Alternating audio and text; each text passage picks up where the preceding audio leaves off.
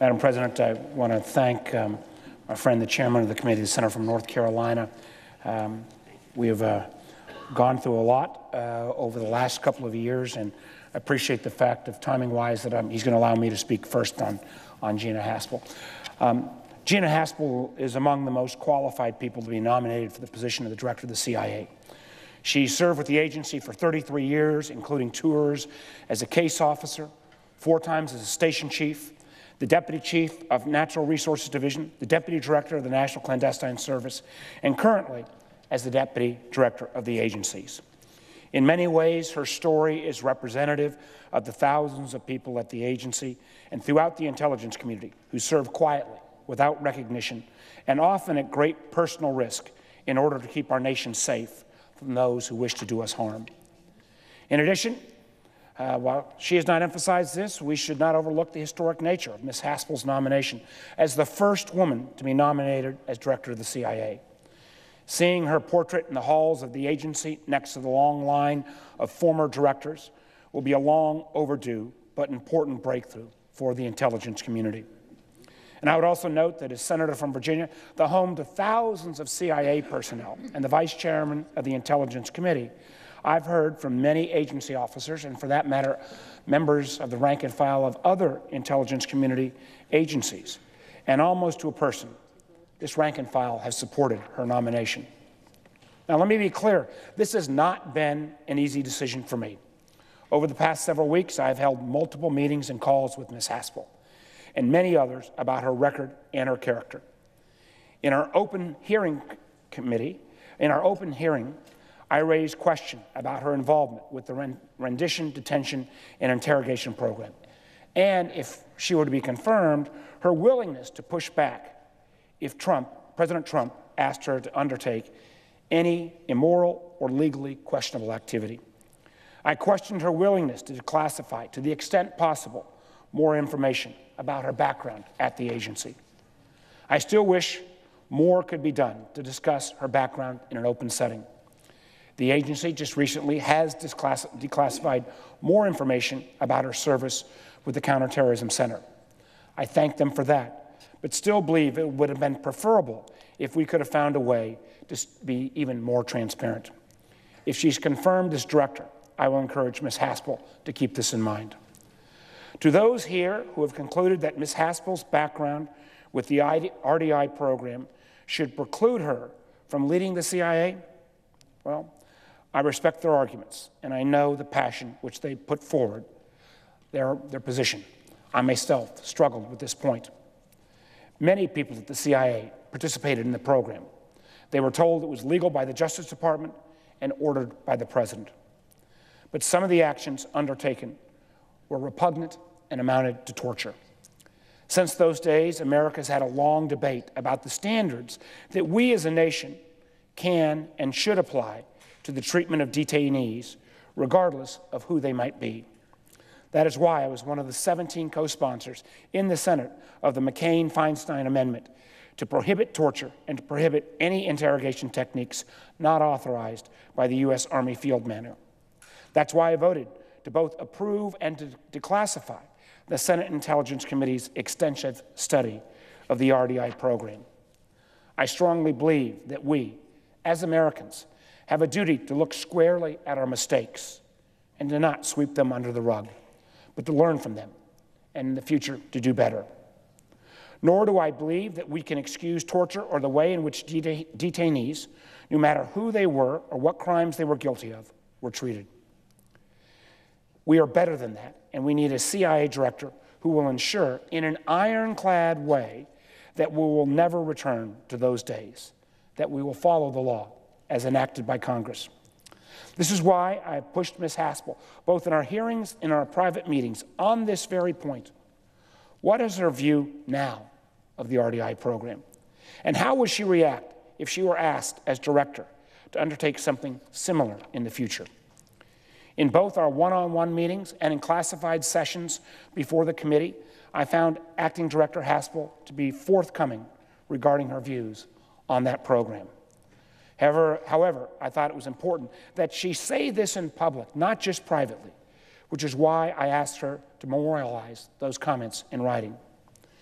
Gina Haspel wrote, and I quote, "With the benefit of hindsight and my experience as a senior agency leader, the enhanced interrogation program is not one the CIA should have undertaken," end of quote. I believe this is a clear statement of growth as a leader and learning from mistakes of the past. And while I also wish that she would have been more forceful, I also understand her reluctance to condemn the many men and women at the agency who thought they were doing the right thing at that time. I first met Gina at one of her overseas postings, but I didn't really get to work with her until this last year, when the former director appointed her to be deputy director of the agency. Over the last year, I found her to be professional and forthright with our Intelligence Committee. I've had the ability to have candid, unfiltered discussions with her, whether the challenge we confront is North Korea, ISIS terrorists, or the long-term challenges of countries like China and Russia. I will feel safer knowing that the CIA has Ms. Haspel at the helm. Most importantly, I believe she is someone who can and will stand up to the president, who will speak truth to power. And if this president orders her to do something illegal or immoral, like return to torture, she will refuse.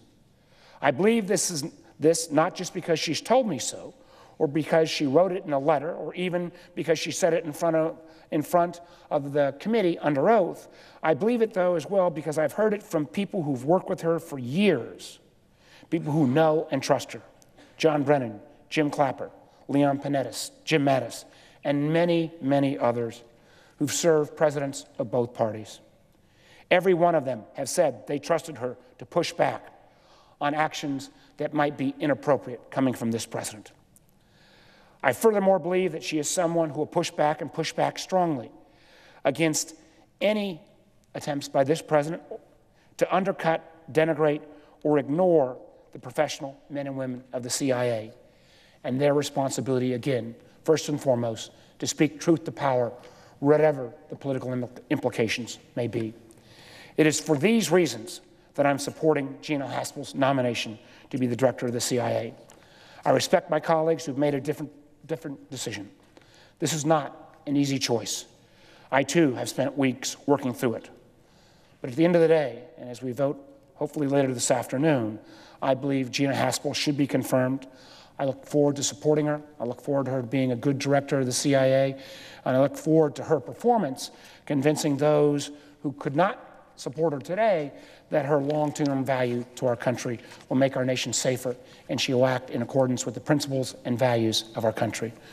With that, Madam President, I will yield the floor in 30 seconds to my colleague, the chairman of the committee. I want to thank him as well for continuing to push not only Ms. Haspel, but the agency, the Department of Justice, and others to make sure that members of the committee and to a other extent, members of the Senate had as much access to information as ever before in any CIA director. I value the working relationship with the committee. Sometimes we with the chairman, we don't always agree, but we always deal with this in a straightforward manner. And with that, Madam President, I yield the floor to my dear friend, the chairman of the Senator from North Carolina.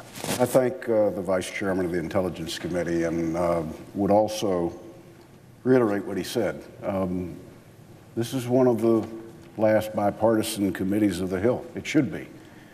It's because we're entrusted with seeing things and hearing things that nobody else can, and verifying that we live within the letter of the law, the presidential directive, for the rest of 85 members of the Senate and the American people. We take that very seriously. Mr. President, I rise today in support of Gina Haspel, the President's nominee to be the next director of the Central Intelligence Agency. Ms. Haspel's been asked to lead one of our nation's most treasured assets, an agency that works in the shadows. It requires a leader with unwavering integrity who will ensure the organization operates lawfully, ethically, and morally. Gina was born in Kentucky. She was the oldest of 5 children. Her father was an Air Force lifer, let's say. She traveled from place to place. She told her dad one day that she wanted to go to West Point. only to hear her dad very gently remind her that West Point did not invite women. That did not dilute her sense of service, and after graduating from the University of Kentucky, Gina went on to work as a contractor with the 10th Special Forces Group. It was at Fort Devon Gina learned about the CIA, a place where she could serve her country along with other women doing clandestine work around the world. This excited her. In 1985, Gina swore an oath to defend the Constitution and began a 30-plus year career of service at the agency. Since that day, Gina Haspel has developed extensive overseas experience and served as chief of station in several locations around the world that we can't mention. But I can tell my colleagues that every time I've traveled abroad to a location that Gina was the chief of station, I got the most thorough brief from the most organized station that I have had the opportunity to see. In Washington, she's consistently proven herself a strong leader, rising to the role of Deputy Director of the National Clandestine Service and then Deputy Director of the entire Central Intelligence Agency. Those who saw her approach to that role say she served as a peacemaker, a general, a tough advocate for her people, and a clear, steady guide for an agency dealing with a complex web of world crises. I believe Ms. Haspel's experience, her dedication to service, and judgment make her a natural fit to lead the CIA as it enters a period of profound change and uncertainty. She is, by many accounts, the most qualified person the president could have chosen to lead the CIA and the most prepared individual in the 70-year history of this agency. She is intimately familiar with the threats facing our nation where others can discuss world events. Gina Haspel has lived those events. She has no learning curve. She has acted morally, ethically, and legally over a distinguished 30-year career. She's earned the respect of the agency workforce, of her peers, of Republicans, of Democrats, of military officers, of civilian security leaders, evidenced by the number of letters received in support of her nomination, too numerous to read. Gina has also the courage to speak truth to power, and she's demonstrated that courage time and time again. She has a clear-eyed vision for the agency and its future, informed by her career and her past experiences. Previous outside leaders of the CIA have worked hard to understand the agency they were asked to run. But when a case officer, just back from a war zone, describes to Gina the credibility of a newly recruited asset and the challenges of dodging checkpoints to get to a meeting with a source, she knows all the right questions to ask because she's been there. She's done that. For all these reasons, I support Gina Haspel to be the next director of the Central Intelligence Agency. But I'm also mindful of the historic nature of Gina Haspel's nomination and what it means for those first tour case officers and junior analysts that will join the agency this year and in the years to come. As I said, Ms. Haspel's nomination hearing, at her nomination hearing outside the agency workforce, not many Americans get an opportunity to walk the halls of the old headquarters building. Those who do, after entering, encounter a series of portraits depicting former directors of OSS, Central Intelligence, or the Central Intelligence Agency as its name has morphed. Some of these directors were loved, some were controversial, and some little understood the agency they were asked to lead. Some made disastrous decisions out of hubris or inexperience or both. But one thing is common. All the portraits are of men.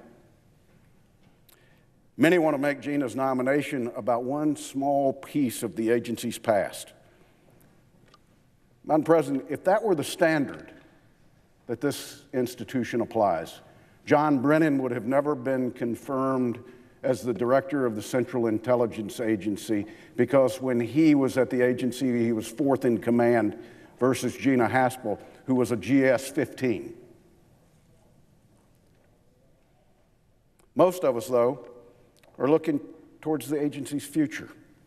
Averill Haynes, Moreau Park, and many others who have served or are currently serving have cracked the glass ceiling at the agency. Gina is poised to break it. It may be impossible to measure the importance of that breakthrough, but I do know that it will send a signal to the current workforce and to the workforce of the future that a lifetime of commitment to the agency and its mission can and will be rewarded. To those walking for hours to get to a source meeting, to those officers that stay up all night preparing for the presidential daily brief, to those making tough calls about putting their people in harm's way to secure the intelligence we need to keep our country safe, to those who find a needle in a haystack, catch the bad guys, find the weapon shipments, and come home and walk past a wall of stars at the agency. Know that we support you and we support the job you do. You deserve a director who understands who you are, what you do, what you can do, and what you should do. You deserve a director who understands your sacrifice and has a clear vision for the future of the agency and its mission. You deserve Gina Haspel.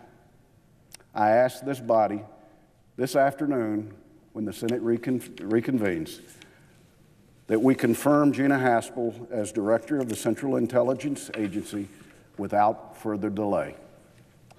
I thank the President. I suggest the absence of a quorum. Clerk will call the roll.